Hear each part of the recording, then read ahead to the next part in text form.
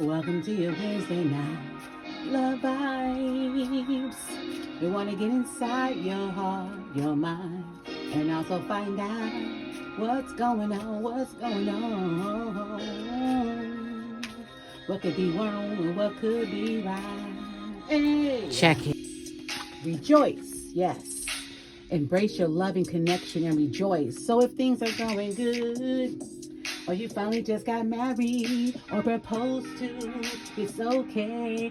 You can celebrate life with openness. Be open to accept the divine guidance in your relationship. When you do that, then everything will work out fine. Yeah. Past lives. So you or somebody is about to reunite with a loved one, and you feel like, okay, some of you know out there that this person is the person that you've known, but yeah, some of you, I feel like you don't know who this person is, but you feel like you know them.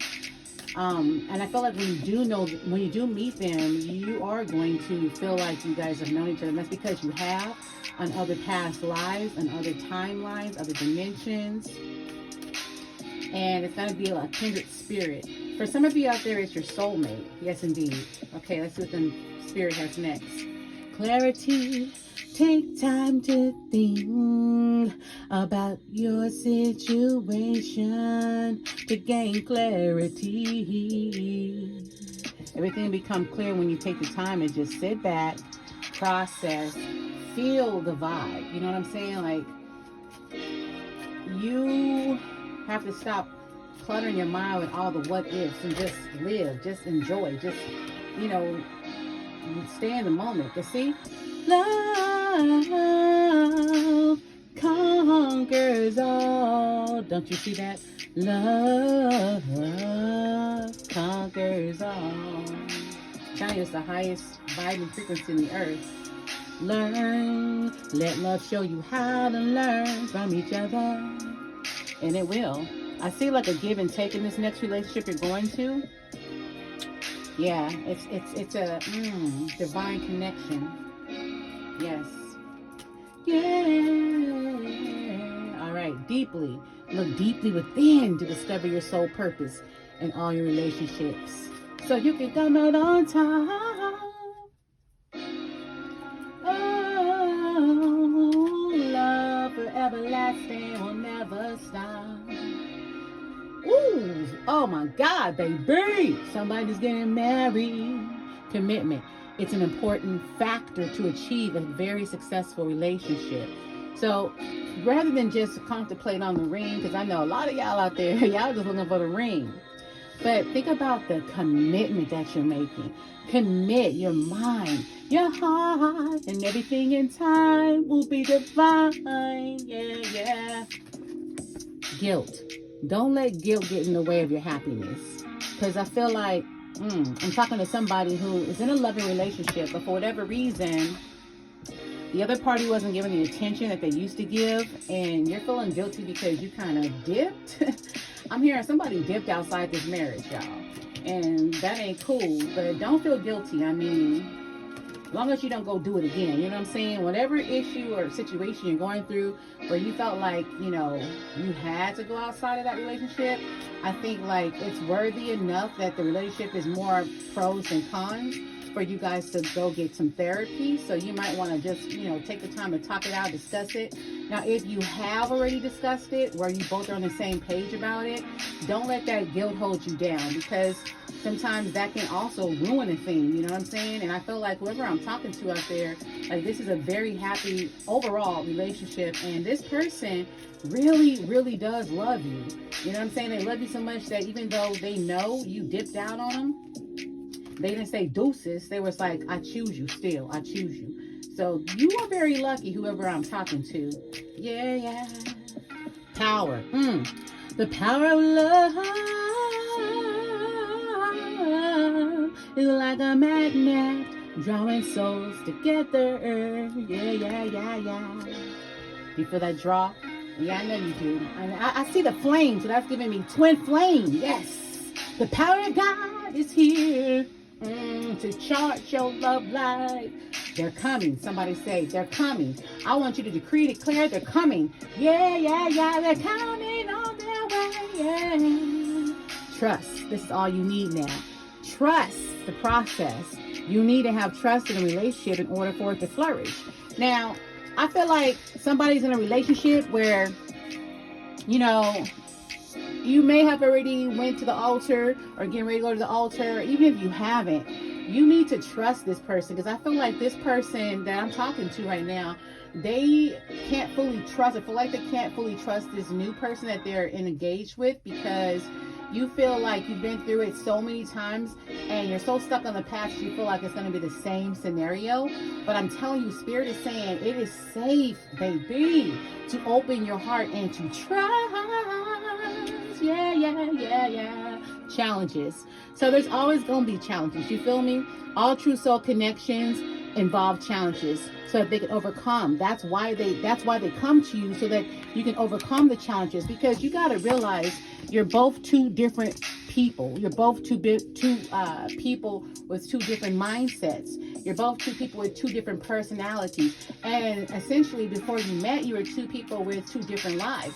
Now, you do want to still maintain some type of individuality in a relationship, but you want to begin to compromise and merge as well. So, like, someone may, I'm sensing like somebody may not be into sports, but the other partner is.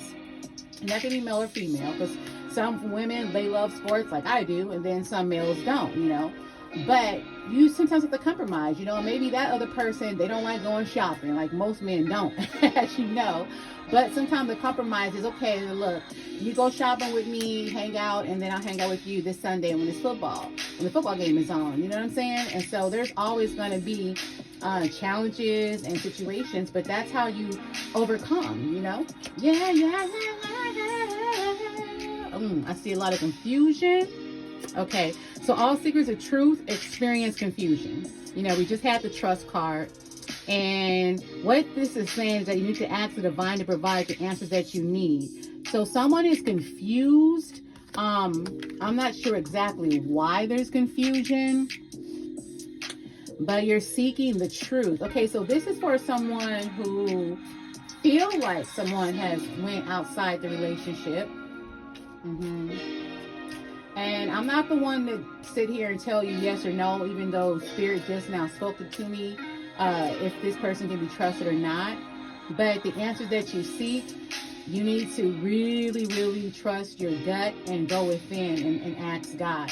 And again, counseling, that is the best measure. You know, get yourselves to a therapist or a priest, a pastor, a teacher, somebody that, you know, just a third party is what I'm hearing. Not a third party like as in like a karmic or somebody, but someone you both trust that you know is neutral, that can hear you both out and then try to get down to the bottom of it. Because a lot of times, you know, confusion, trust issues, all that, you know, it just comes down to low self-esteem, or one person lacking in one area, or one person feeling, you know, neglected.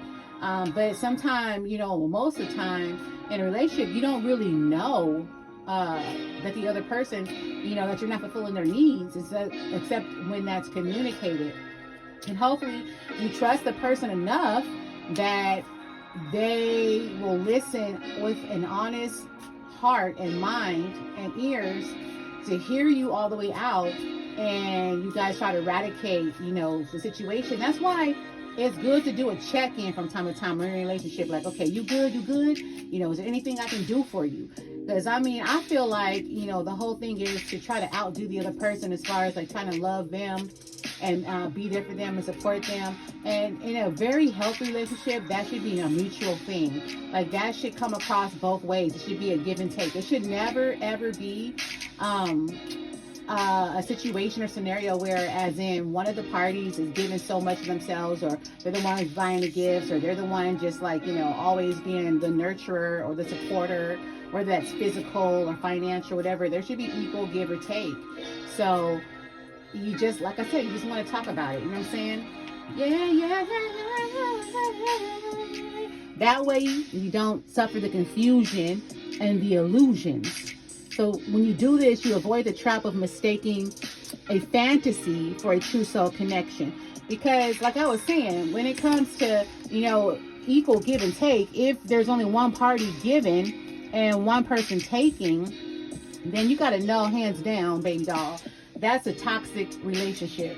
And that ain't cool. And that could lead to so many other things. It's unnecessary. Feel me? All right.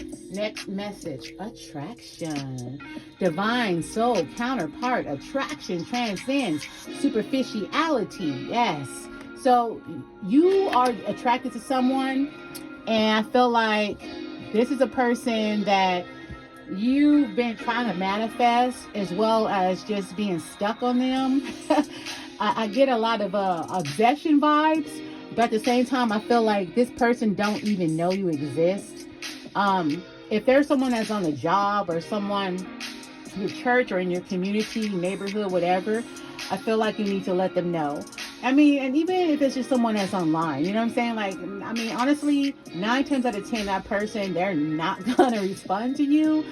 But hey, nothing beats a flare but a try. You know what I'm saying? Like, people have free will though. So like, if you never ever met this person and you are crushing on them, nothing beats a flare but a try. But you don't want to get stuck in that energy. Like, you could have someone that the divine has prepared that's just for you, and you might miss that opportunity because you're so stuck on the attraction of someone who don't even know you exist, baby doll.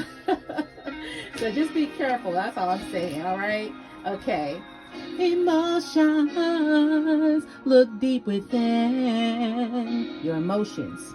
So again, with that attraction, you really got to know, like, are you attracting something that you may be lacking?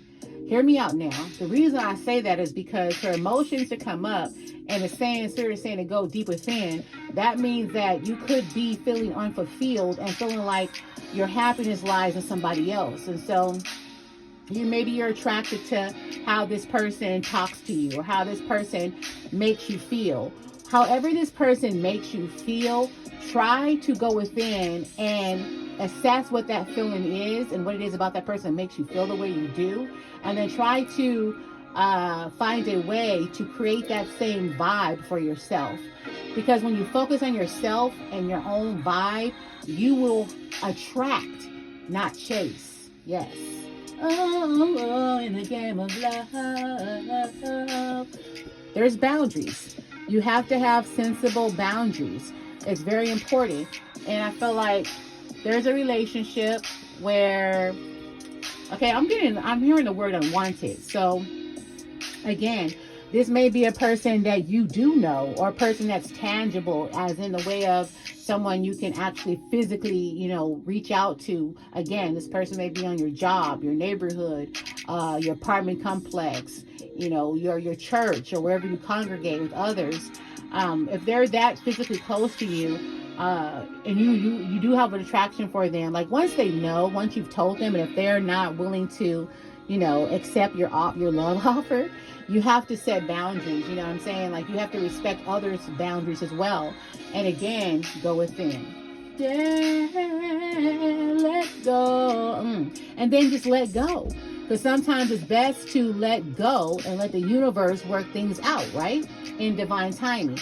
And again, with letting go and going within and setting up your own boundaries for how you're going to allow yourself to feel. You're controlling your emotions. And by controlling your emotions, you're controlling your world, and you're setting the tone for the good love that you deserve to come in.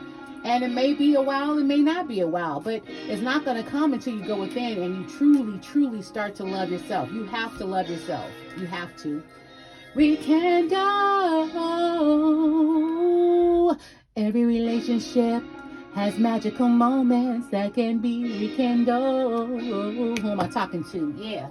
So, for all you lovebirds out there, again, you are two separate people, two different personalities, right? You're two people who had their own lives, their own mindsets, and then you merge, right? Two became one, particularly if you're married.